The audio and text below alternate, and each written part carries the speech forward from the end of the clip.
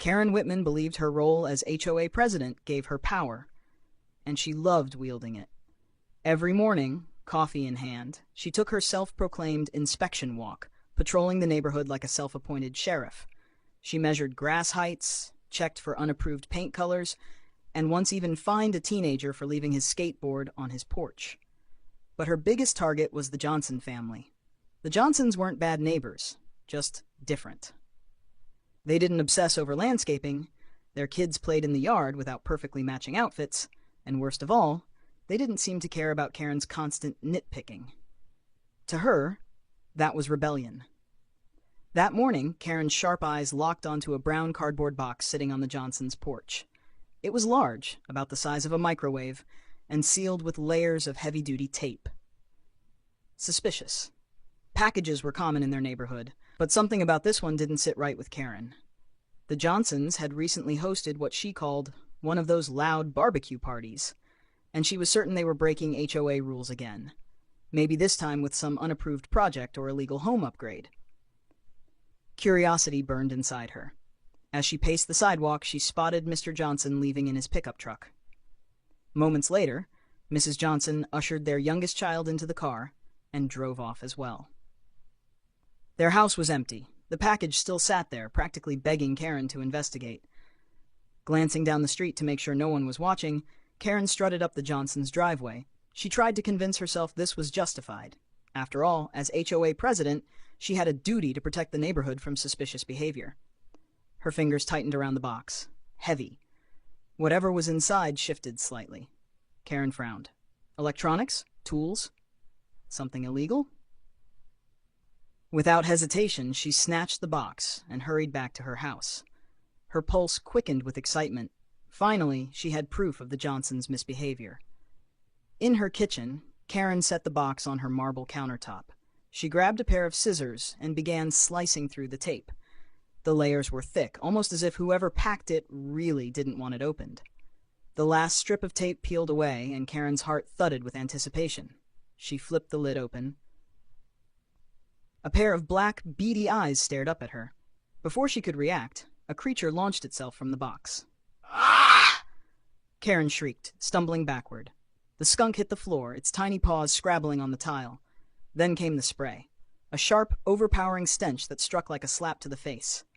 Karen gagged, her eyes watering as she flailed blindly. "Out, get out!" she coughed, flapping her hands like that would somehow erase the stench. The skunk, panicked and disoriented, bolted through her kitchen, knocking over her expensive fruit bowl. Karen lunged for a broom, but her eyes burned too badly to see. The creature vanished into her hallway. By the time she stumbled to her front door and flung it open, her neighbors were already gathering outside. The unmistakable odor had drifted down the street. Karen stood in the doorway, hair disheveled, shirt stained, and eyes red from tears. From across the street, Mr. Johnson had returned and was now laughing openly. "Looks like you found Pepper," he called, grinning. "We were taking her to a rescue later today. Guess she got delivered early." Karen's stomach twisted. The worst part wasn't the smell. It was knowing the entire neighborhood was about to hear about this. Karen's house reeked. The stench clung to everything. The walls, the furniture, even the air itself. No matter how wide she opened the windows or how fiercely her air freshener sprayed, the foul, eye-watering odor persisted. Her eyes still burned from her encounter with the skunk, and her once pristine kitchen now looked like a war zone. Fruit lay splattered across the tile floor, and her favorite ceramic bowl lay in jagged pieces near the pantry door. Wearing rubber gloves, Karen shuffled back into the kitchen with a bucket of vinegar and baking soda, a cleaning tip she'd found online in her frantic search for solutions. The moment she knelt to scrub, the stench seemed to thicken, creeping into her throat. She gagged again, pressing a damp cloth to her nose. "This is impossible," she muttered. The worst part wasn't even the smell. It was the humiliation. She knew the neighbors had seen everything. The Johnsons were probably telling the whole street about her little mishap right now. Karen imagined them laughing, spinning some exaggerated tale about the crazy HOA lady who stole a skunk. Determined to regain some dignity, Karen marched down the hall to track down the skunk. It couldn't have gotten far. She followed the faint trail of overturned picture frames and scuff marks along the wall until she found her guest bedroom door cracked open. Peeking inside, Karen spotted the little black and white menace curled up in the corner beside her decorative pillows. Its fur bristled, and Karen froze. The skunk's tiny head lifted and its beady eyes locked onto her. "Nice skunk! Nice skunk!" she whispered. Armed with nothing but a laundry basket, Karen moved slowly, attempting to trap the animal without provoking another stink-filled disaster. She tiptoed closer, heart-hammering. Closer! Closer! The skunk twitched. Karen panicked. She lunged, slamming the basket down. Missed. The skunk bolted under the bed, and Karen heard the faint sound of tiny claws scraping against wood. She groaned in frustration. "Great," she muttered. "Just perfect." Moments later, the doorbell rang. Karen's stomach sank. The last thing she wanted was an audience, but she couldn't ignore it. When she opened the door, her heart sank even further. Mr. Johnson stood on her porch with a smug smile and a can of air freshener in his hand. "Thought you might need this," he said, far too cheerfully. Karen snatched the can without a word, but Mr. Johnson wasn't finished. "Look, I get it," he continued. "You're just trying to protect the neighborhood or whatever, but maybe next time don't steal my package." "It was suspicious," Karen shot back, stepping outside and shutting the door behind her. "How was I supposed to know you were harboring that thing?" "Pepper is a rescue," Johnson said, crossing his arms. "We're helping a sanctuary relocate her. If you hadn't stuck your nose where it didn't belong, she wouldn't have ended up in your house." Karen's face flushed, but before she could fire back, something thumped inside her house. The unmistakable sound of glass shattering followed. "Oh no," Karen groaned. "Sounds like Pepper's getting comfortable," Johnson said with a grin. "Good luck with that." He turned and walked back across the street, leaving Karen fuming on her own porch, clutching the can of air freshener like a weapon. Behind her, the skunk's stench drifted through the open window, a sharp reminder of her mistake. By the next morning, Karen's house still stank. She had scrubbed carpets, mopped floors, and sprayed every air freshener she could find, yet the foul odor lingered like a curse. Worse still, the skunk was still inside, hiding somewhere in the house. Exhausted and furious, Karen stood in her living room, clutching her phone. "I'm calling animal control," she muttered. Before she could dial, a sharp knock echoed from the front door. She groaned. Another neighbor, no doubt ready to gawk at her misfortune. To her surprise, it was Mrs. Johnson, standing with her arms crossed and a small pet carrier at her feet. "We came to help," Mrs. Johnson said firmly, stepping inside without waiting for an invitation. Behind her, Mr. Johnson appeared, holding a pair of thick gloves and a can of sardines. Karen blinked. "What are you?" "Pepper's still in here," Mrs. Johnson interrupted. "We know how to calm her down. She trusts us." "I was going to call animal control," Karen snapped. "That'll just scare her more," Mr. Johnson said. "This is faster and less messy." Karen bit back a sharp reply. As much as she hated the idea of relying on the Johnsons for anything, she was desperate. "Fine," she muttered. "But if this goes wrong, it's your fault." The Johnsons moved swiftly, spreading a trail of sardines from the hallway to the open pet carrier. The sharp, fishy smell layered oddly over the lingering skunk stench, and Karen gagged. Moments later, a faint shuffling noise came from her guest room. Pepper appeared in the doorway, her tiny black and white face twitching as she sniffed the air. "Easy now," Mrs. Johnson whispered. "Come on, Pepper. Good girl." To Karen's amazement, the skunk slowly followed the trail of sardines, moving closer to the open carrier. Karen barely breathed. Just a few more steps. Suddenly, a loud bang erupted from the kitchen. A gust of wind had slammed the back door shut. Startled, Pepper spun around, her tail flicking upward. "No!"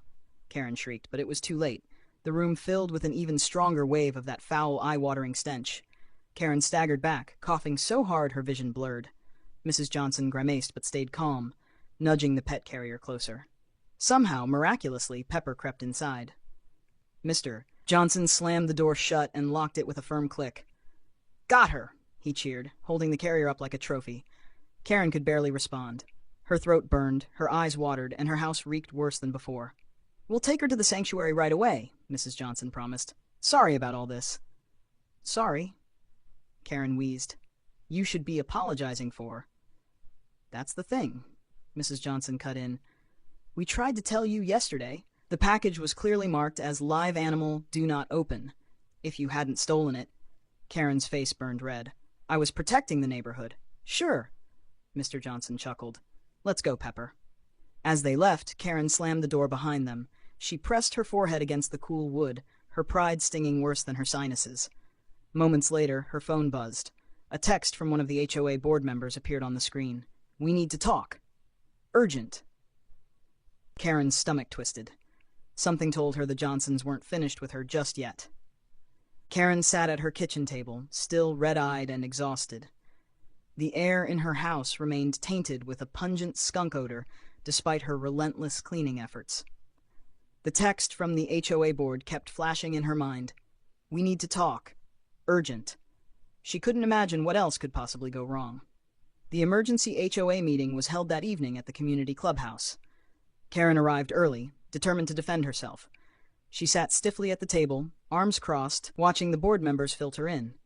The Johnsons arrived last, sitting near the back with smug expressions that made Karen's skin crawl. All right, let's get started, said Greg Monroe, the HOA treasurer. He adjusted his glasses and glanced uneasily at Karen. There's been some concerning information brought to our attention. Karen stiffened. If this is about that ridiculous skunk, it's about a pattern of behavior, Greg interrupted. Several residents have reported suspicious incidents over the past few months. Suspicious, Karen scoffed. I've been protecting the neighborhood. Greg exchanged a glance with Mrs. Johnson, who stood and held up her phone. I think we should show the footage, she said. Footage? Karen repeated, her pulse quickening. Mrs. Johnson tapped her phone screen, and a video began playing on the clubhouse's large TV. Karen's heart dropped. The footage showed her sneaking across driveways, checking mailboxes, and even peeking through windows. Wait, I can explain, Karen stammered. I was investigating violations. The video shifted to something worse. Karen placing a warning notice on the Petersons' garage, one they hadn't deserved. Another clip showed her tampering with Mrs. Ellis's potted plants, intentionally damaging them to justify a violation fee. That's not. And this, Mrs. Johnson interrupted, is from a hidden camera on our porch. The video cut to Karen snatching the box with Pepper inside and scurrying away like a burglar. The room filled with murmurs. I was trying to protect us, Karen insisted. I was making sure people followed the rules. That's not all, Greg said. He flipped through some papers. We also audited the HOA funds, and we found a series of questionable expenses. What? Karen's voice faltered. Greg tapped his paper. Almost $2,000 in inspection equipment expenses charged to the HOA account. Turns out you bought surveillance cameras and installed them without the board's approval. They were for security, Karen protested. You put one in Mrs. Patel's garden, Greg said flatly, and another in the Johnsons' driveway. Karen swallowed hard. And let's not forget, Greg added with a hard stare, the fines. Half the citations you've issued were based on things you set up yourself to make people look like they were breaking rules. Karen felt her face flush hot. That's ridiculous. It's all here, Greg said, dropping a folder of documents on the table. Mrs. Johnson stepped forward. The truth is, you didn't want to protect this neighborhood. You wanted to control it. Karen opened her mouth to argue, but she saw the faces around the room. Disgusted, disappointed, angry. There was no point. What happens now? She muttered. We're voting to remove you as HOA president, Greg said, effective immediately. Karen stared at the table. I was just trying to. Her voice trailed off. You're lucky we're not pressing charges, Greg added coldly. The vote was unanimous. Karen barely heard the words as Greg officially announced her removal. She felt numb as she left the clubhouse, ignoring the whispers behind her. When she reached her house, she stood in her driveway, staring at her windows. The faint skunk odor still clung to the air, as if Pepper had left a curse behind. Suddenly, a car pulled up beside her. Mr. Johnson rolled down the window. Hey, he called. For what it's worth, we're not bad neighbors. Karen didn't answer. Maybe, he added, if you'd just talked to people instead of spying on them, you wouldn't have ended up like this. Before Karen could respond, he drove away. That night, Karen sat alone in her silent, foul-smelling house.